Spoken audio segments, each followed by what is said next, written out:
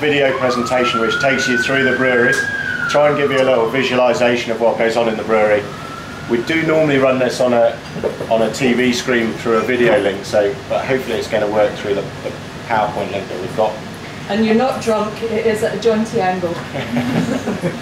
I've brought some ingredients with me as well, which we'll have a look at later, and I'll sort of talk you through the brewing process from the ingredient side and the science that's behind those. And depending on how we get on for time, I've brought some beers as well, and we'll do a little tasting on what you should be able to pick out on the tasting of the different beers, which is 2 beers that we've bottled today. Right.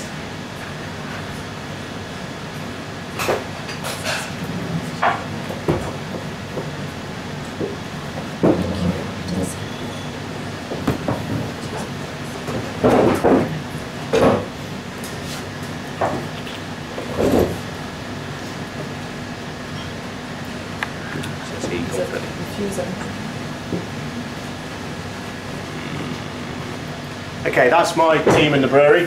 There's 44 of us in total, and that covers everything from malting to beer going into the warehouse, including the buying of the malt and the hops. A good team and a pretty diverse team as well. So that covers the packaging teams, the brewing teams, the lab, and the processing guys. This is everything we do in the brewery, so hopefully by the time we've finished tonight, we will have talked about most of those things. But we'll focus a bit more heavily on the kind of brew house and the fermentation side of things. There's a couple of clips in here which shows the packaging lines and the bottling line as well. Okay, we bring our malt in bulk loads, in 28-ton loads. We can offload an Arctic lorry in about 45 minutes. So once we're up and running, it's a fairly quick process to bring it in. We use speciality malts as well, which we'll pass around and have a look at later. Crystal malt gives biscuity type characters to the beer, and chocolate malt can give roasted characters. But even if you think of a stout like Guinness, it would only have 8% roasted malt in it and sort of 92% white malt, which would be similar whether you're brewing an ale or a lager. So people think a stout is all roasted malt. It's not. You only need quite a small percentage to give that amount of flavour. That picture we just saw was our Bobby mill, which dates back to 1899 and starts our brewing process. In the brew house, we then mix the malt and the water together. Within the malt, once we've milled the malt, we call it grist, and in the grist there's enzymes from the malt which convert the starch into the sugars that we're going to brew with, which are predominantly maltotriose, maltose and glucose. That produces a sugary solution which tastes just like Horlicks, and what we call wort.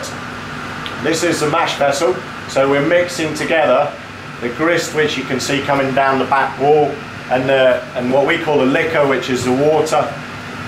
The temperature in here is critical because within the malt there's different enzymes, alpha and beta amylases, beta glucanase and proteases, and they all have their specific temperatures that they work at.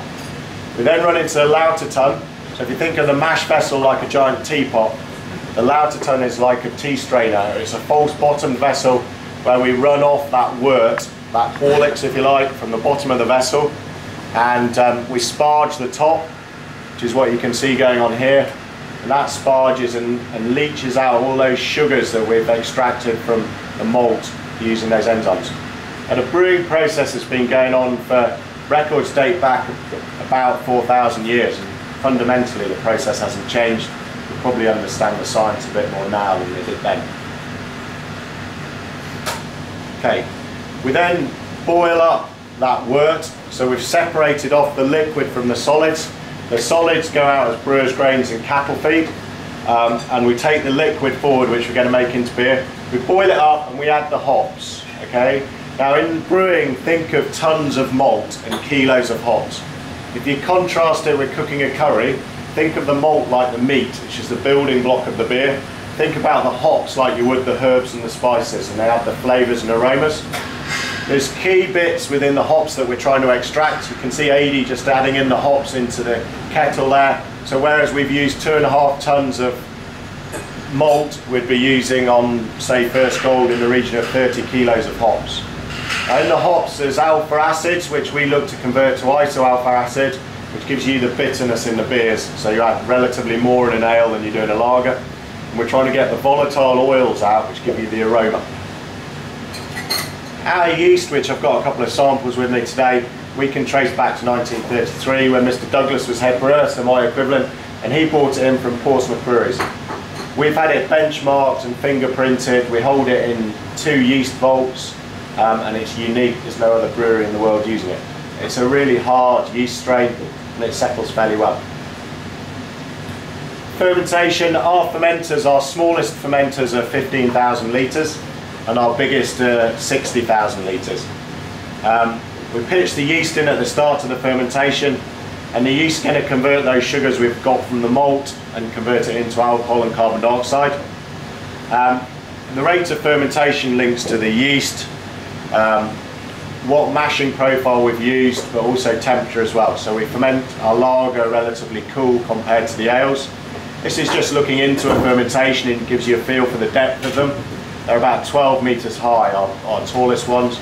And that's a photo into the top of the, or picture into the top of the fermenter, as you can see it fermenting away and giving off the carbon dioxide. The ale fermentations take about 3 to 4 days. From us mashing in to putting beer in a cask is about 8 days, and the bottle beers, it's about 2 weeks. So it's a relatively short process from once we get going, from when we get going. It's now a couple of clips. We'll have a look at the packaging line. A sec.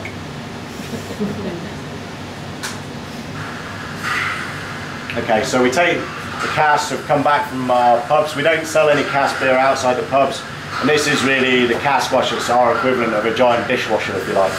So you're washing them, sterilising them, and then we steam them at the end to make sure that they're completely sterile before they get turned up.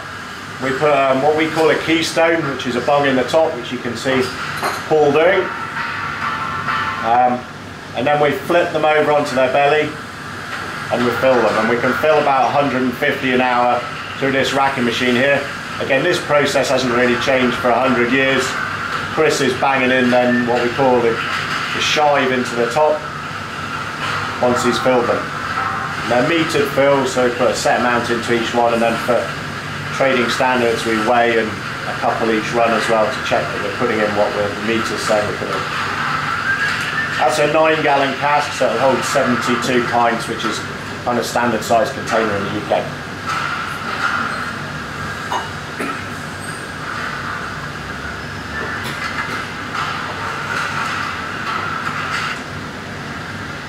That's our giant cellar in the brewery, so we keep all the draft beer at 13 degrees, which is the natural temperature of a cellar in the UK, before we send it out. In the summer, once the nighttime temperature gets up above 13, then the draymen go in at 3 o'clock in the morning to get their wagons loaded to go out that day. So they've got quite a tough day. On top of that, they'll be manually handling about 10 tonnes of goods in a day. So if you want to stay fit and have a hard life, be a drayman, because it's hard work.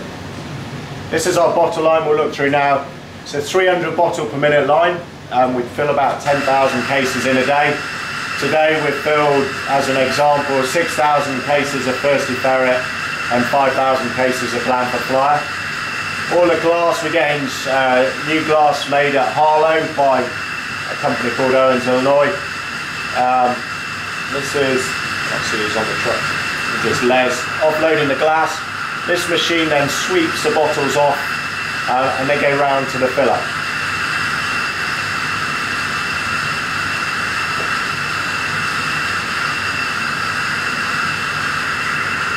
So that's the bottle rinser, so there's all new bottles, but we just rinse them out. And this is a bottle filler.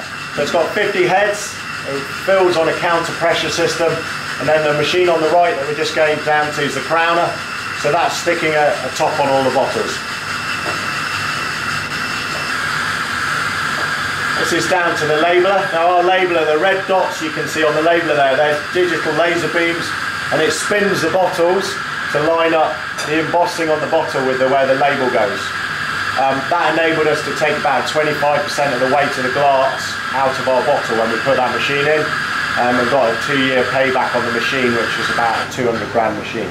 So An interesting little fact for you, we actually spend more on glass in a year than we do on malt. So it gives you a feel for the kind of materials costs that we have. That's one of our labs. We've got 2 labs. That's the analytical lab, so we'll be measuring the alcohol content, CO2, colour, haze of the beers, the respective gravity, and we'll do that on all beers. And all the beers we've got a specification. And then we've got a micro lab, and every stage of the process you've just seen, we would check the micro stability of the beer and check there's nothing growing in it that shouldn't be growing in it. Obviously on the cask beers that's even more critical because the cask beers are unpasteurised, it's a live product that's going out. Okay, that gives you hopefully a little visualisation of the brewery. I've got some ingredients now which we'll pass around and have a little bit of a talk about, which gives you a bit more of a feel for the kind of science side behind that process. Hopefully that won't set off again. We'll see. Okay. It's a bottle of water that I took off our well before I came out this evening. We've got 2 wells on site, the deepest of which is 50 metres and goes down through the chalk. Just don't need it. No. We've got an abstraction licence. It's good water. It is quite high in calcium carbonate, so we Burtonise it and add some brewing salts to it, which are calcium sulphate and calcium chloride. The calcium is really critical because it buffers the water, also acts as a nutrient to the yeast, and that maximises the amount of sugars that we'll get out of the malt. So those, what we call brewing salts, act, if you like, a bit like vitamin and supplement the water. If you went to Burton-on-Trent, they're naturally in the water, so it's good particularly for brewing ales. So we take the water, we've got some grist here. Now that's a milled malt. At the start of those photos there was a picture of an old mill. That's our mill that dates back to 1899. I got that mill refurbished when we built the new brew house that you saw there. That brew house was the first one we've built for 112 years. So I'm hoping that that one will last another 100 years. But the Bowby mill mills the malt. When we pass it around, have a look. Because it's not producing flour, all we're trying to do is crack the malt open. We use the husk, acts as a filter bed in the lather tub. So when you're separating off the liquid from the solids, that's really, really crucial. And as I said, the malt naturally has those enzymes in it that you use to get the sugars out. If you went to one of the big lager breweries, they'd be adding quite a lot of synthetic enzymes as well. You don't need to, there's more than enough enzymes in the malt. As long as I'm a head brewer, we won't use any artificial enzymes. You just don't need to. So pass that around and have a look. What you want to think about is our liquor to grist ratio. So we use 7 parts water to 1 part of grist. So we'll use 3 parts water to 1 part grist when we mix it together in the mash vessel. And then when we're sparging in the lad's tun that you saw, we'd add another 4 parts of water. Okay, so pass those around and have a look. Okay, the other 2 that I'll pass around is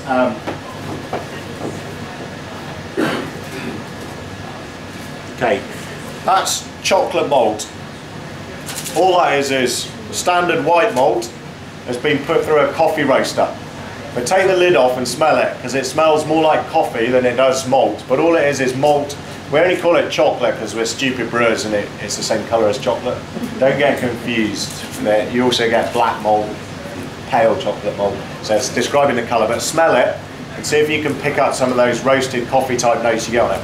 But come back to what I was saying earlier. If I took, say, First Gold, Badger First Gold, which is our best bitter, that would have 95% standard pale white malt, similar to what you'd have in a lager, would then have 4% crystal malt. And by all means, try tasting the crystal malt. It tastes just like hobnob biscuits. It's really pleasant. It tastes really, really nice.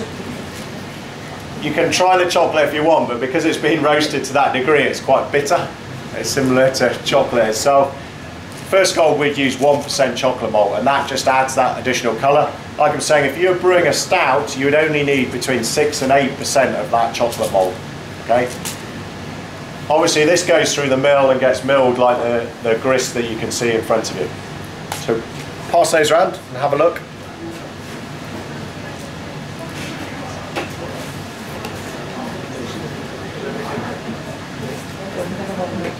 Okay,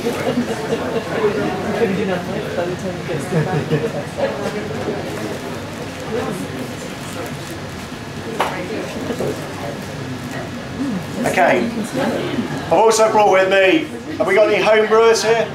No? Right. You can fight out amongst yourselves. One of you is more than welcome to take these hops back with you. Not fussed which, but it will do you a reasonable amount of brewing in your home brew. These are Goldings. They're an old English variety of hops. We've been using them at Hall and Woodhouse for over 100 years. We use Goldings in Tangleford and Thirsty Ferret predominantly. Grown in Kent and in the West Midlands. The hop plant is the same family as cannabis, and it's high in resin content, which is why it's good for brewing. Those of you that want to, you can try smoking it, but all you'll get through is the bitterness and none of the pleasant bits that you might get from cannabis. But it's the same family, grown all over the world. The UK climate is not the best climate for growing hops, although it's perfectly acceptable. Pass those round. We'll have a quick, I'll try not to make too much mess in here. If you get these are what we call the hop flowers, and they've been dried and then pressed into a bale. If you break them open,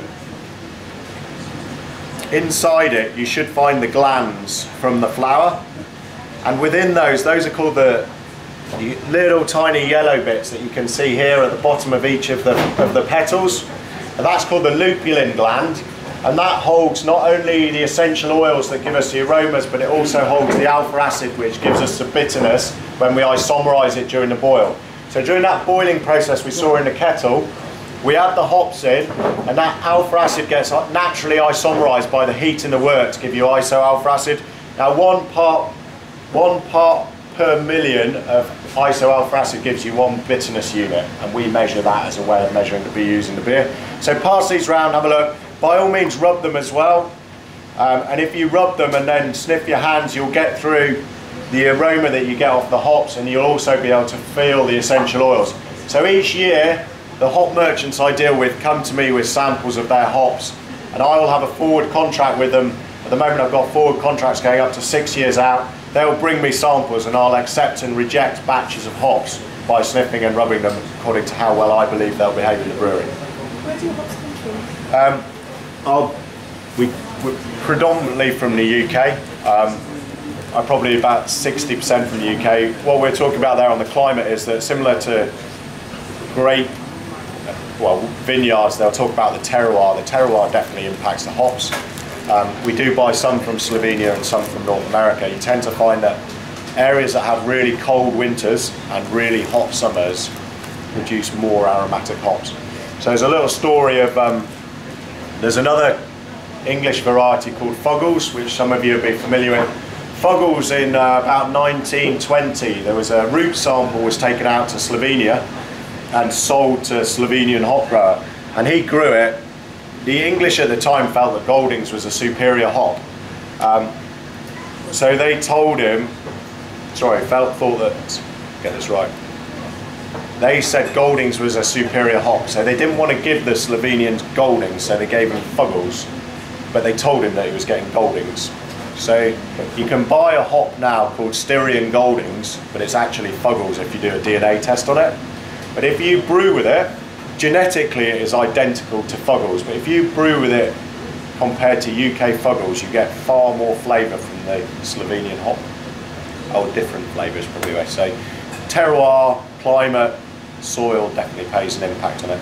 But yeah, about 70% from the UK, and then when we're doing some of the seasonal beers and the special beers, we sometimes go to other areas to get some of the new varieties coming through.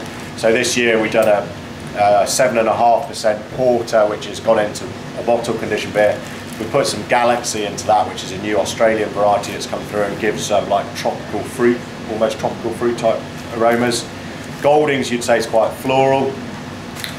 First Gold we use in our best bitter, which is an English hop, and that tends to give, it's quite an earthy hop. We use some Styrian Goldings, tends to be quite citrusy. We use a bit of Cascade in hopping hair alongside Goldings, and that almost gives grapefruit type aromas. So, pass around, open the bag up, Just rub them, have a bit of a sniff and see if you can find the lupulin glands. Okay, the only thing I need back from tonight is a yeast, because but pass this around. This is our yeast. I'll just, it's all right. I took these off our yeast tank today. Our yeast we've been using, as I said, since 1933. Saccharomyces cerevisiae, but it's a unique strain. It will both top ferment and bottom ferment. We usually bottom ferment it, which is a bit of a myth where people say that all lagers are bottom fermented, all ales are top fermented. We can both top ferment and bottom ferment with our yeast and get the same beer. So don't believe everything you read, is all I say. Is this the case of the temperature at which you're fermenting it? Not completely. The flocculation characteristics of a yeast link to the cell wall properties of any individual strain. Right. We've got about 5 yeast strains registered to us. I've got 2 yeast strains which, it doesn't matter what I did to them, they would not bottom ferment. I can cool them down, they will still top ferment. I can get them to ferment and then cool them down and they just will not drop out of solution. The yeast that we use, which we call HW2, is quite a rare yeast in that it will top and bottom ferment. But if it comes back to the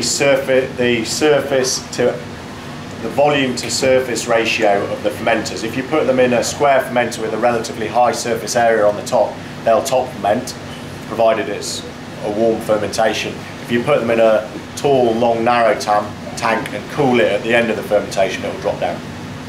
We use the yeast for 20 generations, so we use it 20 times. That equates to about 20 weeks of brewing, and then we grow it up from scratch from a single cell. For every mill of wort that we're going to ferment, so that much wort, we put in about 8 million yeast cells. Okay, so each tiny bit of this has got millions of yeast cells in it. To give you a feel for the amount, for every 100 litres that we're going to ferment, we add about 0.6 kilos of yeast, so about 600 grams for every 100 litres of wort. Okay, so not much yeast, it's only a tiny little amount. So go back to what we said earlier, tons of malt, kilos of the hops, and then grams of yeast. Okay, or kilos of yeast by the time you multiplied it up. But pass that around, have a look. By all means, take the top off. Try not to shake it up, otherwise it'll get a bit messy. Usually when we take our yeast off, it's about 30% solids, and it's pretty consistent. When we got it benchmarked and to see if anyone else in the world was using it, a company called Cara, who did that work for us, they said that it was one of the hardiest and most robust yeast strains they'd ever come across. In fact, their exact words were hardy and stubborn, which Mark Woodhouse was very proud of and said it was a family characteristic. Okay. So pass those around, but does that give you, in a really tiny little nutshell, kind of background of brewing? If you've got any budding brewers amongst you, you can do a brewing and distilling degree, which is what I did up in Edinburgh at Heriot Watt. It's a 4-year degree course.